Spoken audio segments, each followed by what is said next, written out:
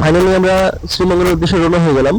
আমরা এখন বাসে আছি, বাস যাবে এয়ারপোর্টের উদ্দেশ্যে।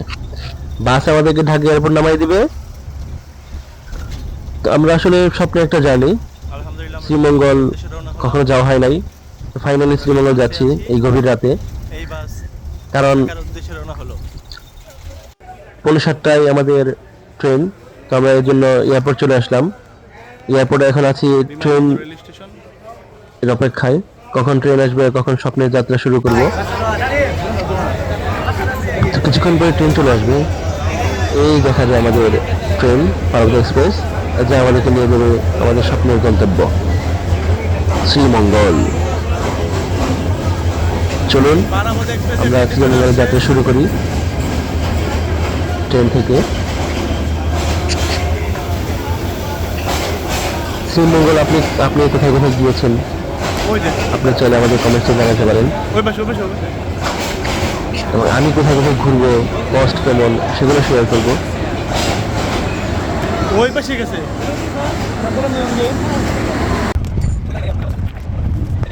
তো ফাইনালি আমরা ট্রেনে উঠলাম এবং ট্রেন ঢাকা ছেড়ে যাচ্ছে শ্রীমঙ্গলের উদ্দেশ্যে।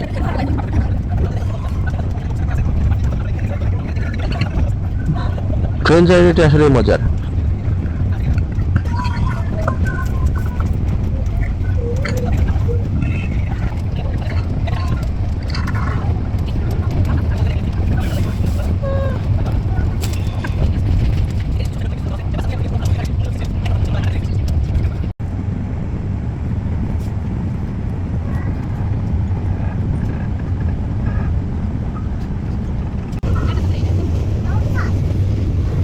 আমি একটু আগে ব্রাহ্মণবাড়িয়া পার হলাম।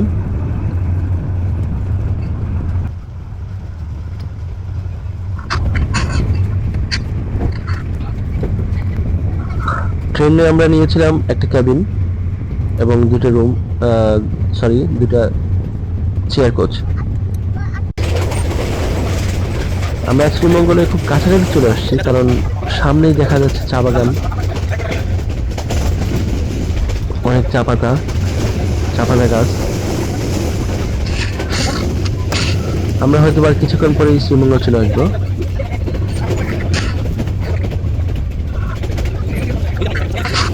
এবং একটু পরে আমরা শ্রীমঙ্গল রেল স্টেশনে নেমে যাব। রেল স্টেশন থেকে আমরা একটা অটো নেব।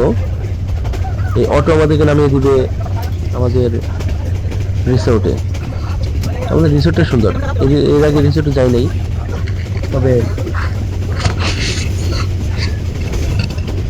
অনলাইন দেখে বুঝলাম যে রিসোর্টটা আসলে অনেক সুন্দর।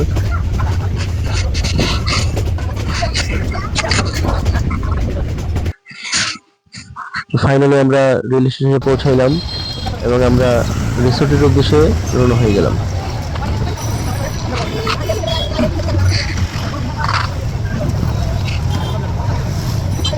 রিসোর্টে নিয়ে যাচ্ছে আমাদেরকে অটো।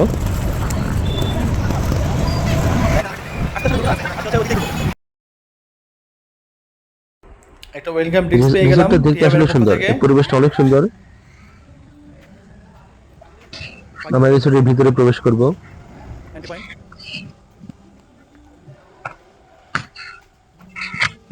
এই যে রিসিভিংটা অনেক সুন্দর ছিল, আপ্যায়ন খুব ভালো ছিল। পরবর্তীতে জানিয়ে দিব রিসোর্টের নাম এবং খরচ কেমন। এখানে যে রিসোর্টের রুমের সামনে খেলনা দেখে দিছে, বাচ্চারা দেখলেই খেলার জন্য বসে পড়ে। এটা আমাদের room, bedroom, TV, fridge, TV, AC সবই আছে। ওয়াশরুমটা বড় এবং আমাদের জানালা দিয়ে সুইমিং পুলের কিছু অংশ দেখা যায়, কিছু সৌন্দর্য উপভোগ করা যায়। এই দৃশ্যটা হচ্ছে আমাদের রিসোর্টের যে ক্যান্টিনটা আছে, ক্যান্টিন থেকে বাহিরের দৃশ্য অসাধারণ, সত্যিই অসাধারণ। আমাদের ক্যান্টিন, কাজটা শেষ করলাম, এখন আমরা স্পট দেখার উদ্দেশ্যে বের হয়ে গেলাম। নিলাম একটা সিএনজি। আমরা সিএনজি এই কারণে নিয়েছি, কস্ট সবকিছু হিসাব করে। আমরা মানুষ এত না, তো চান্দের গাড়ি নিলে কষ্ট অনেক বেশি হচ্ছে। সিএনজি নিলাম অনলি 1200 টাকায়।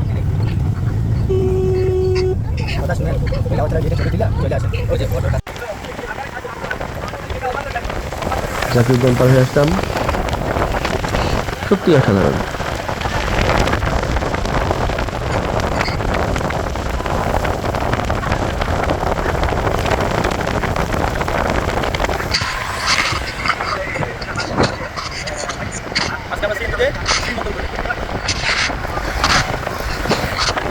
ভিডিওটা পুরোটা দেখেন, সেক্ষেত্রে শ্রীমঙ্গলের রাস্তাঘাট, পাহাড়, চা বাগান আমরা সবই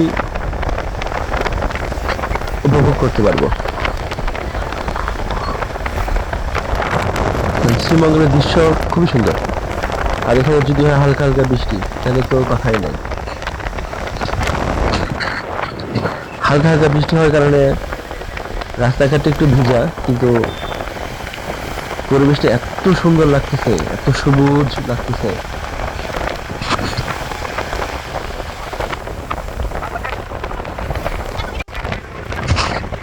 চতুর্দিকে দুই দিকেই, রাস্তার দুই পাশে শুধু চা বাগান আর চা বাগান।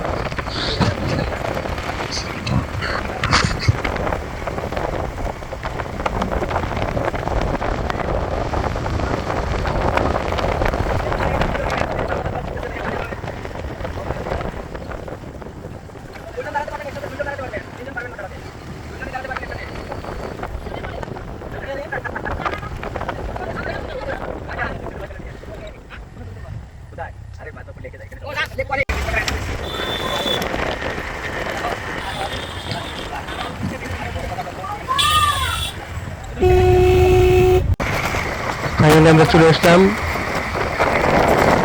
লেক। মাধবপুর লেকের এই জায়গাটা আসলে অনেক সুন্দর, এবং মাধবপুর লেকের উপরে এই যে পাহাড় থেকে আসলে পরিবেশটা অসাধারণ, অসাধারণ, সত্যি অসাধারণ। আমরা এখন বের হচ্ছে নূরজাহান স্ট্রিটের উদ্দেশ্যে। জার্নিটা সত্যি অসাধারণ ছিল এবং খুব মজার ছিল এবং একটা এক্সপিরিয়েন্স ছিল।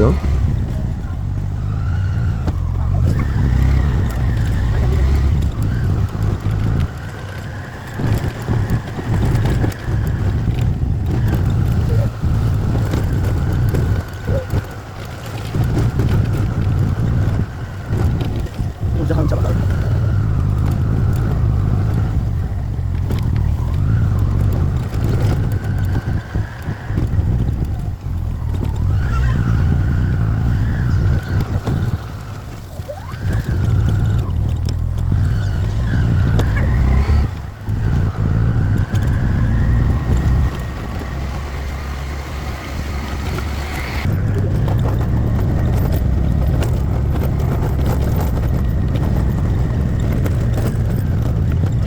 আমাদের জার্নিটা ছিল একদিনের। আমরা রাতে আসছি, সারাদিন ঘুরবো, আবার দুপুরবেলা বের হয়ে যাবো। আমরা নিলাম একটা স্লিপার বাস। এই হচ্ছে আমাদের স্লিপার বাস ইম্পেরিয়াল। চিত্রটা একটু দেখবো বাসের ভিতরে, সত্যি অসাধারণ। এই হচ্ছে আমাদের সিট, অনেক জায়গা, এবং আমরা ঢাকার উদ্দেশ্যে রওনা হয়ে গেলাম। Good bye Sreemangal.